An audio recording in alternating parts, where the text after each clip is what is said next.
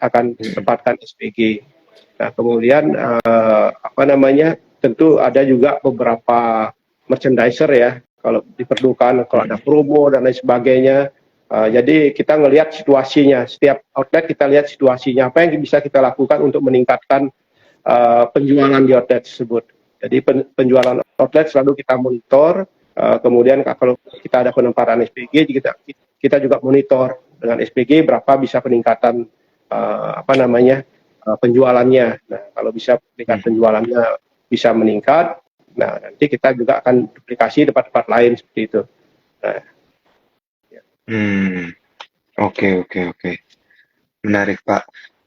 Kemudian, Pak, ini saya cuman pengen tahu nih, Pak, kalau ngelihat ini kan 2023 ya, dan juga pasti Cuan Troopers ini pengen tahu ya, 2023 sebentar lagi habis, Pak. Kita sudah di pertengahan November gitu. Nah, apabila melihat kondisi market sekarang dan ya. kinerja daripada Head and Wine yang berjalan ini, apakah akan capai target nih Pak di 2023 atau ternyata sudah overachieve gitu? Uh, Iya, kita akan capai Gambaran aja target. Pak. Iya. Iya, Uh, kita mencapai target. Iya, kita iya. kita mencapai target paling tidak ya sampai sekarang paling tidak ya kita bisa sekitar kalau dari segi profit ya mungkin 100% di atas tahun 2022. Wow. Bottom line ya Pak ya. Ya, 100%. ya, Oke, tapi ini sekali lagi Cuan Troopers ini disclaimer on ya. ya. aslinya nanti ditunggu di laporan keuangan yang sesungguhnya ya Pak. Ini cuma range aja gitu ya. Ya, Perkiraan aja. Tentunya jadi Cuan Troopers juga harus tetap melakukan PR-PR fundamental dan juga teknikalnya ya, gitu ya, melihat dari laporan keuangan sebelumnya seperti apa gitu ya, dan juga nanti memproyeksikan ke depannya gimana. Nah, sehingga Pak, kalau kita melihat gitu ya, di ya. tahun 2023 ini sepertinya memang jauh lebih baik daripada 2022. Di 2024 sendiri nanti berencana menaikkan target dong ya Pak gitu. Ya. Atau gimana Pak? Apakah akan agresif, moderat gitu Pak, konservatif? Ya 2024 kita juga akan naikkan target ya. Tentunya kita juga ada growth ya di 2024, tapi tidak sebesar di 2023 ini saya pikir ya. Itu kita sudah kembali ke patternnya kembali ya, waktu 2022 ke 2023 ini kan ada satu semester yang semester awal kan masih rendah ya penjualannya karena masih COVID itu ya, belum buka pariwisatanya. Nah, ini kita meningkat cukup tinggi, nanti di 2024 kita kembali ke seperti pattern awal ya, kira-kira 20% lah daripada 2023.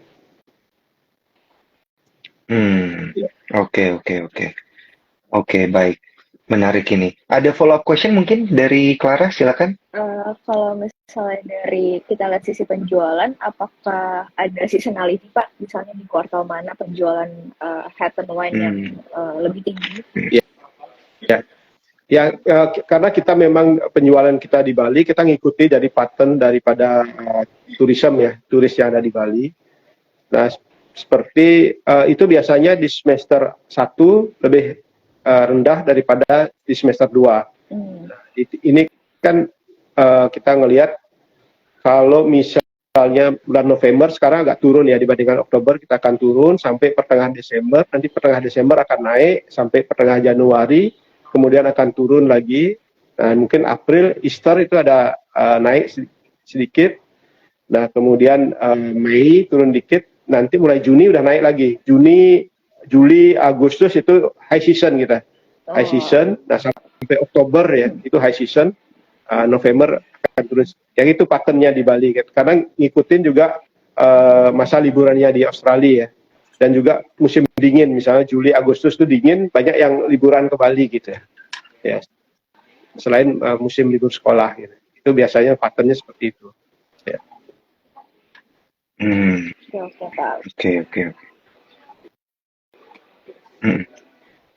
Nah, Pak, eh, saya pengen nanya kan ada season gitu ya, Pak, yang mana penjualan tinggi, ada bulan yang penjualannya kurang Ya, bagus, begitu mungkin ya, ya. Tetap bertumbuh tapi mungkin melambat gitu ya, karena kan memang dia ya. berputar. Nah, apakah em, ada strategi gitu Pak di bulan-bulan yang penjualannya kurang ini kemudian untuk kayak mengekspor gitu Pak gitu tidak hanya penjualan dalam negeri tapi coba ekspor ke luar negeri deh Pak gitu. Ya.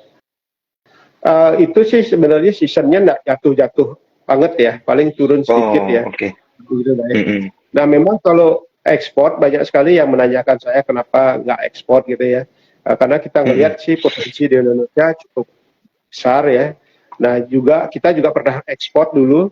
Waktu bom Bali kita ekspor wine kita ke Belanda itu ya, ke Mm-mm. Eropa, kemudian ke Maldives, ke Singapura.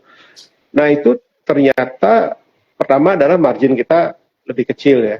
Dia minta kalau diekspor kan minta harganya harus kompetitif bersaing sama wine-wine misalnya wine dari negara lain lah yang harga wine-nya cukup murah ya. Nah kemudian yang kedua mereka biasanya minta support. Support itu berupa misalnya ngadain pameran, ngadain wine dinner dan lain sebagainya itu biayanya besar sekali. Jadi Mm-mm. sebenarnya margin kita sangat hampir habis tergerus dengan biaya-biaya tersebut gitu. Nah, Mm-mm. tapi untuk sementara ini kita lihat market di Indonesia sangat bagus. Nah, kita masih Oke.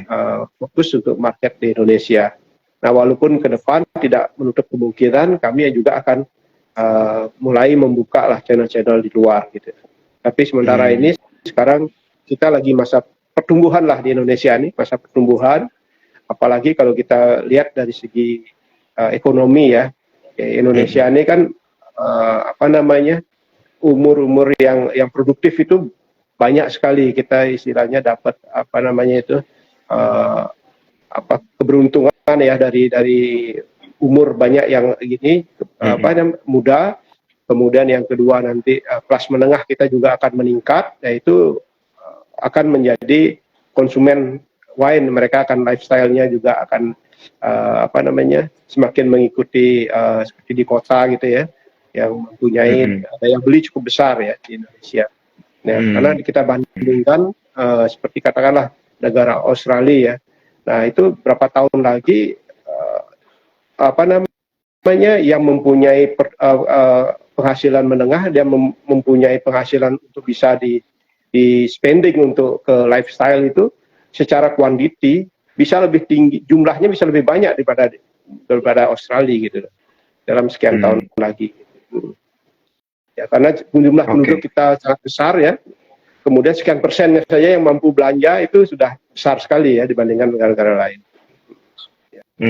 Oke Nah oke itu oke. juga potensi Baik. sangat besar karena wine ya di Indonesia ini baru mulai ya lifestyle wine ini ya.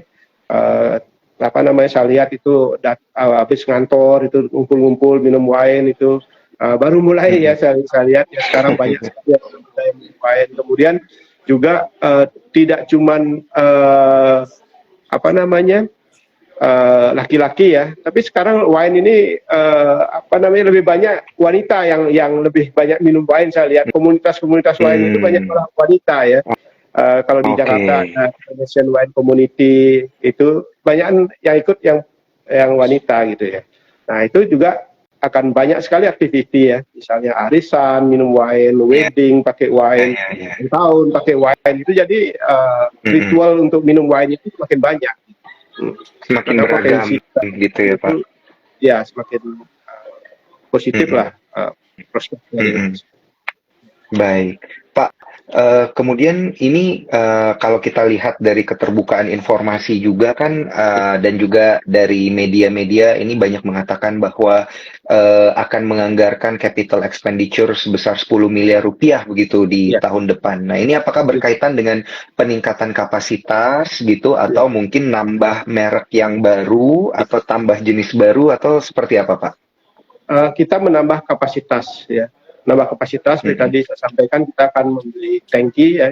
Kita Mm-mm. sudah beli tangki tahun ini, kemudian akan berlanjut sampai awal tahun depan itu tangki kita Mm-mm. akan datang kita sudah pesan ya. Nah, itu Iya, untuk menambah iya. kapasitas. Baik, Karena untuk produksi wine yang paling diperlukan adalah tangki. Ya, jadi tangki betul. itu untuk fermentasinya. Itu Mm-mm, kemudian juga barrel ya, mm-mm, barrel itu kita juga akan beli untuk tahun depan. mm-mm. Baik. Demikian berarti sudah ada proyeksi perhitungan ya Pak. Kalau kita meningkatkan seperti yang tadi Pak Ray Ya, bilang sampai 2,5 juta liter gitu ya, ya, ya, kapasitasnya dinaikkan, ya. ini kelihatan berapa persen akan terefleksi di bottom line gitu ya Pak? Iya, iya, tapi kan itu kita Mm-mm. uh, itu tidak akan untuk 2024 aja. Jadi kita naikkan Oh, kapasitas itu juga oke. untuk ke 2025 karena kita proses di 2024 Mm-mm. anggurnya baru kita bisa Mm-mm. jual di 2025 gitu. Oh, Iya, oke. Jadi iya, tidak tidak serta-merta langsung terefleksi pada tahun itu ya, Pak. Oh ya, oke, saya iya. paham. Karena memang ada waktunya ya untuk Sudah memproduksi waktunya. wine itu ya. Iya, iya. Baik, Jadi baik. Jadi untuk yang white mungkin bisa kita langsung ya, kita juga sudah jual yang vintage 2023. Cuman untuk rednya kita kalau kita produksi di 2024 baru 2025 kita bisa jual. Hmm, Iya, oke, oke, oke. makanya tanki kita udah siapkan di 2024. Jadi kita Oke. harapkan itu sampai apa namanya? Sampai ke 2025 Mm-mm. tercukupi nanti kapasitas. Baik. Lebih banyak yang red wine apa white wine sih, Pak? Ini yang mendukung kinerja bottom line? Ya, Pengen tahu, kalau Pak. di Bali memang marketnya kita ke dry white ya, white wine yang Oh, dry.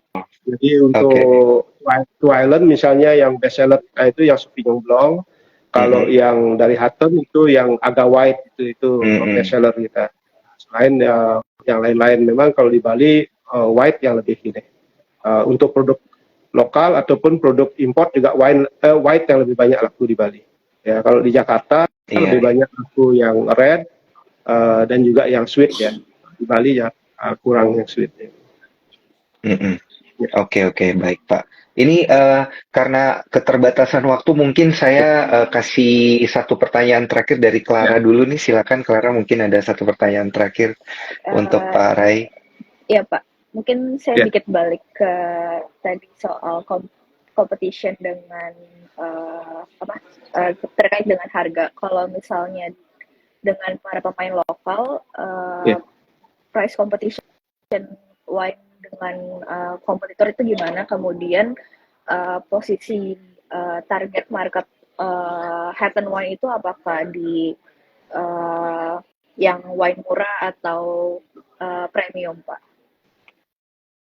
Kalau dari harga ya hampir-hampir mirip lah harga kita sama kompetitor yang lain ya, hampir hampir uh, hampir mirip lah, tergantung kadang-kadang kontrak kepada customer gitu ya. Itu hampir mirip dan kita juga mematok di harga yang